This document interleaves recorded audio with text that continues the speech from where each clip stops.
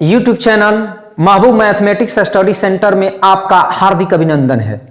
आज class 10th mathematics का chapter 1.3 यानी प्रश्नावली 1.3 का हम पहला नंबर प्रश्न बताने जा रहे हैं। ठीक है, तो पहला नंबर प्रश्न देखिए, कह रहा है सिद्ध कीजिए कि √5 एक अपरिमेय संख्या है। यह क्वेश्चन बोर्ड एग्जाम के लिए बहुत ही महत्वपूर्ण है। ये 100% गारंटी है कि आता है। सिर्फ नंबर चेंजिंग रहता है। जैसे मान लीजिए नंबर चेंजिंग हो जाए, जैसे √5 की जगह √3 हो सकता है, √2 हो सकता है, √7 हो सकता है, लेकिन यह निश्चित आएगा तो आएगा। समझ में आया? तो यह क्वेश्चन बहुत ही ये आपके ये बोर्ड एग्जाम के लिए इंपॉर्टेंट है।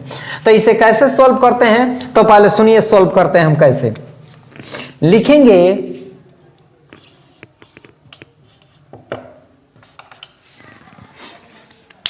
जब ये इस प्रकार के क्वेश्चन आपसे पूछा जाए तो ऐसे क्वेश्चन के हम इसके विपरीतार्थक हम मानते हैं, यानी विलोम, इसके उल्टा। जैसे यह कह रहा है साबित करने के लिए कि साबित कीजिए कि वह √5 एक अपरिमेय संख्या है, तो हम इसे परिमेय संख्या मान लेते हैं। ठीक है, तो ये सॉल्व करते हैं। लिखेंगे कि माना कि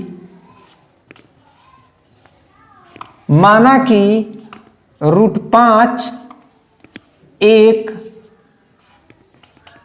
परिमेय संख्या है।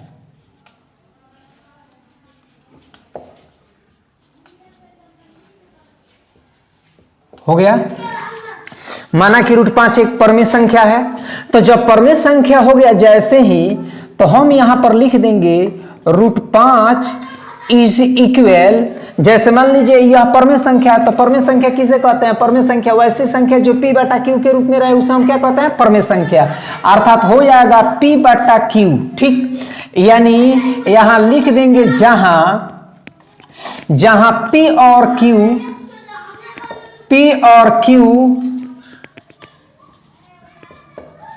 पूर्णांक है और q इज नॉट इक्वल 0। समझ में आया? कि जैसे ही हम परिमेय संख्या मानेंगे तो वह हो जाएगा p/q के, यानी हम जानते हैं परिमेय संख्या किसे कहते हैं? वैसी संख्या जो p/q के रूप में रहे, तो p/q हो गया, p और q पूर्णांक हो गया, और ये q is not equal 0, q का मान 0 नहीं होना चाहिए। ठीक, अब इसमें इसे रूट को हटाना है, तो रूट हटाने के लिए क्या है? तो इसे वर्ग करना पड़ेगा।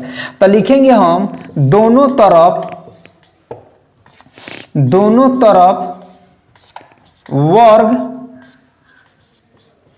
करने पर बराबर के इस पक्ष में √5 है, इस पक्ष में 1/, ये p/q है। जब दोनों तरफ वर्ग करेंगे तो √5 का वर्ग क्या हो जाएगा?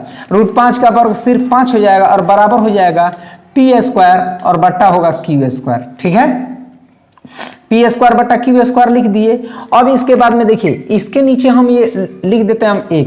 ठीक, अब ये बाई क्रॉस मल्टीप्लीकेशन हम गुना करते हैं। बाई क्रॉस मल्टीप्लीकेशन गुना करेंगे तो p² में 1 से गुना करेंगे, कितना होगा?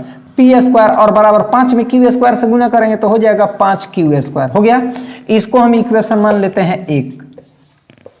ठीक, जब ये समीकरण 1 हो गया तो अब यहां पर देखिए, जैसे यहां पर आया कि p² इज इक्वल 5q²। ठीक है, जब p² इज इक्वल 5q² आ गया, ये अर्थात इसको ऐसे भी तो लिखा जा सकता है 5q² बराबर p²। ठीक, तो 5 इधर गुना में है तो इस साइड में आएगा तो क्या हो जाएगा? बराबर के इस साइड में भाग में हो जाएगा। तो अब यहां पर देखिए 5 क्या कर रहा है? 5 p² को विभाजित कर रहा है। तो अब यहां पर एक थ्योरम है, एक प्रथम थ्योरम है कि यदि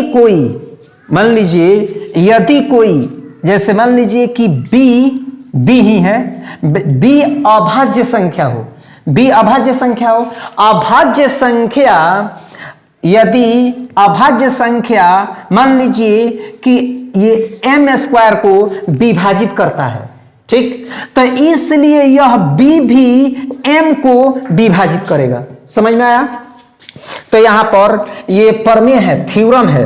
तो लिखेंगे हम प्रमेय के अनुसार।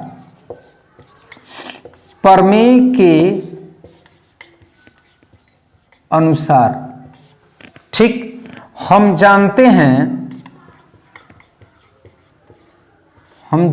हैं कि क्या?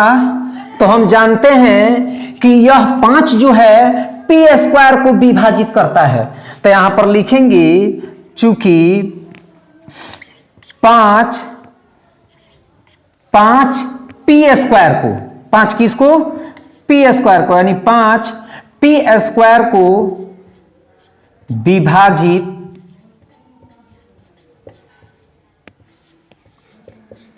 करता है।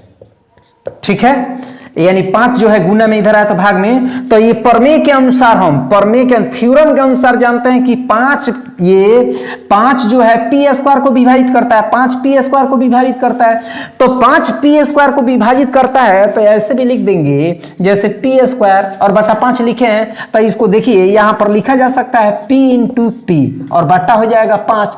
तो 5 जब पी स्क्वायर को विभाजित करता है तो 5 पी को भी विभाजित करेगा। ठीक है, तब यहां पर हम लिख देंगे इसलिए 5 पी को भी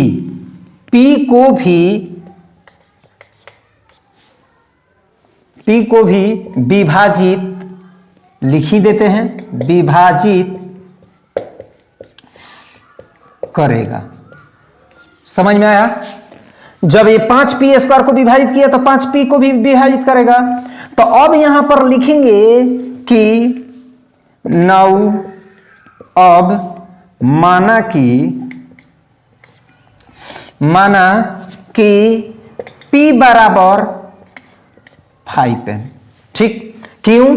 क्योंकि रूट 5 है। अगर रूट 2 रहता तो यहां पर रूट 2m मान लेते। m की जगह आप ये कुछ भी मान सकते हैं, वो कोई p और q को छोड़कर कोई भी मान लीजिए आप, ये r मान लीजिए, s मान लीजिए, जो आपको मन करे वो मान सकते हैं। ठीक है, तब p इज इक्वल 5m। जैसे रूट 2 रहता तो रूट 2m लिख देते। ठीक है, तो अब यहां पर देखिए इसमें तो p कहीं है नहीं, तो यहां पर मान दिया है समीकरण 1 में माने हम पी स्क्वायर आया है।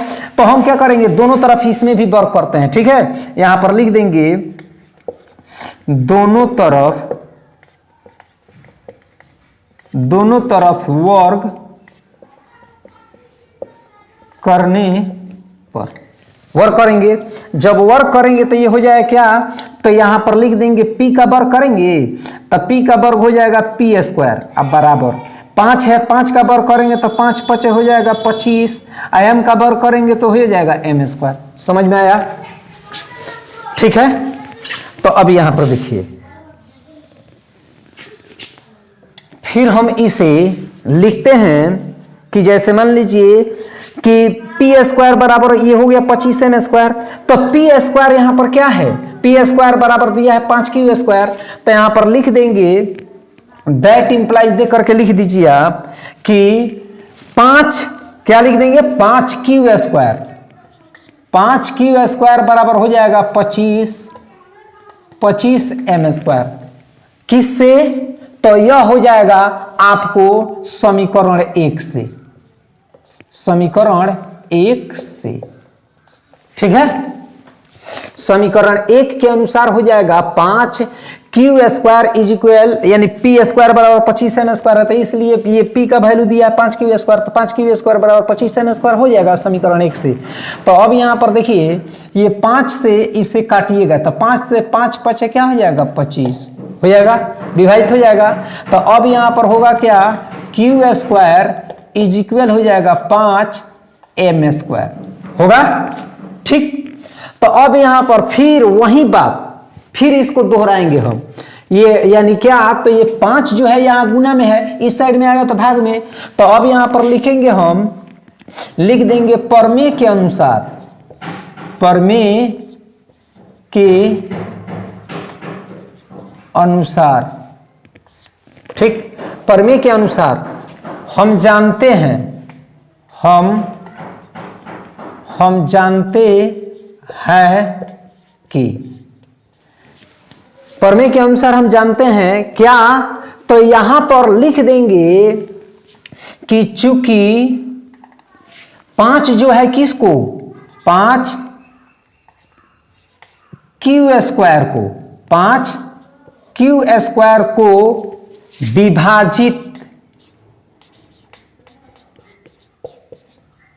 विभाजित करता है। हो गया। 5q² को विभाजित करता है, इसलिए 5 किसको, तो q को भी, 5q को भी विभाजित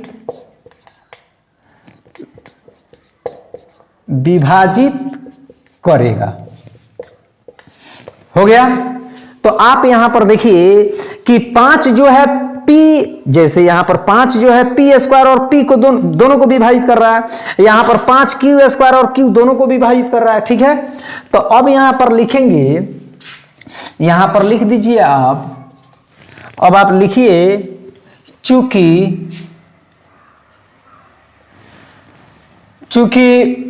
5 p और q का,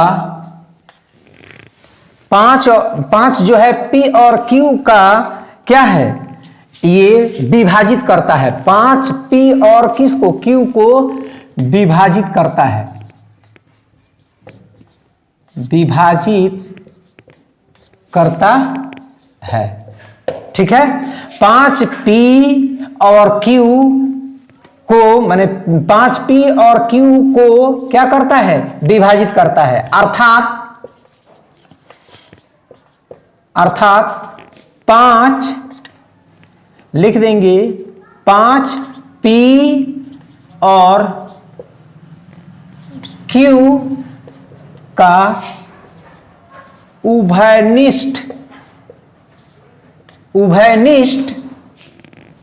गुणनखंड है, उभयनिष्ठ गुणनखंड है। इसके अलावा, यानी 5 के अलावा लिख दीजिए, 5 के अलावा कोई दूसरा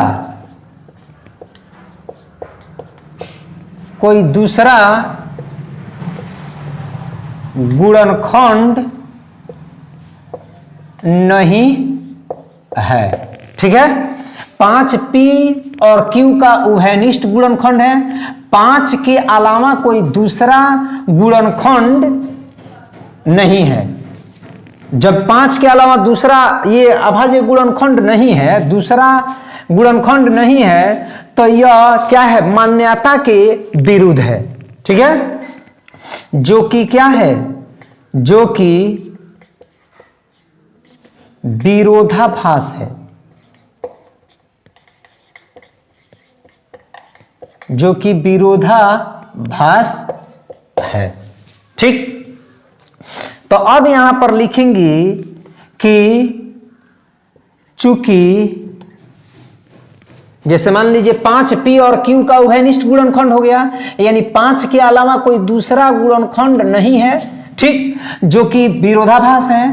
तो अब यहां पर चूंकि मेरी मान्यता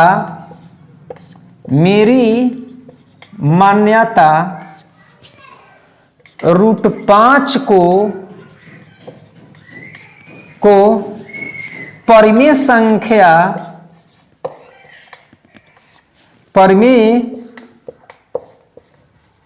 संख्या मानना गलत साबित होता है, गलत साबित होता है। ठीक है, मेरी मान्यता तो है, मेरी मान्यता √5 को क्या माने थे, परमेय संख्या, तो मेरी मान्यता √5 को परमेय संख्या मानना गलत साबित होता है। तो अब यहां जब ये गलत साबित हो गया, तब यहां पर लिख देंगे क्लियरली, स्पष्टतः √5 एक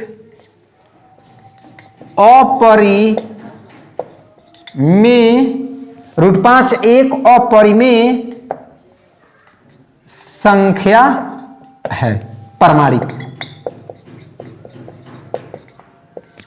ठीक है, उम्मीद करता हूं कि यह आपको बहुत ही अच्छा तरीके से समझ में आ गया होगा।